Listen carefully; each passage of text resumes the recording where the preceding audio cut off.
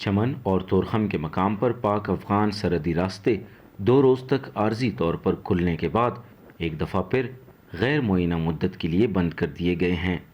ملک میں حالیہ دہشت گرد حملوں کی منصوبہ بندی کا الزام مبینہ طور پر افغانستان میں موجود دہشت گردوں پر لگانے کے بعد پاکستان نے افغانستان کے ساتھ سرحد بند کر دی تھی، جو صرف 2 دن کے لیے منگل اور بدھ کو کھولی گئی تھی۔ عبدالحق افغانستان کے علاقے اسپن بولدک کے رہائشی ہیں، جو کئی دنوں کے بعد سرحدی راستے 2 روز کے لیے کھلنے سے خوش تھے، مگر انہوں نے کہا کہ سرحد مکمل طور پر کھلنی چاہیے۔ مریضوں کو مسائل کا سامنا ہے، اسپتال نہیں ہے، جبکہ فورسز بھی دوسری طرف جانے کی اجازت نہیں دیتی۔ صرف 2 دن کے لیے راستہ کھول دیا گیا۔ ہماری خواہش ہے کہ اس راستے کو ہمیشہ کے لیے کھول دیا جائے۔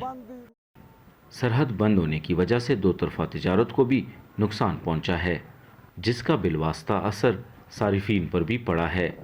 گزشتہ 2 دن میں جو لوگ افغانستان سے پاکستان آئے، انہوں نے بتایا کہ تجارت بند ہونے کی وجہ سے ان کے ملک میں اشیاء خوردنوش کی قیمتوں میں یکدم اضافہ ہوا۔ سرحدی راستے بند ہونے کی وجہ سے افغانستان میں سگریٹ، سبزیاں، گوشت اور دیگر اشیاء خوردنوش ناپید ہو گئی ہیں۔ وہاں مرغی کا گوشت 300 روپے کلو سے بھی اوپر چلا گیا ہے۔ افغانستان اور پاکستان دونوں ایک دوسرے کے ملکوں میں سرحد پار دہشت گردوں کی محفوظ پناہ گاہیں موجود ہونے کا الزام لگاتے ہیں۔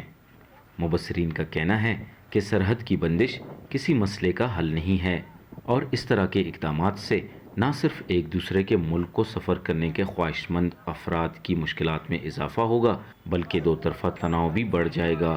غلام مرتضیٰ زہری، اردو VOA، چمن۔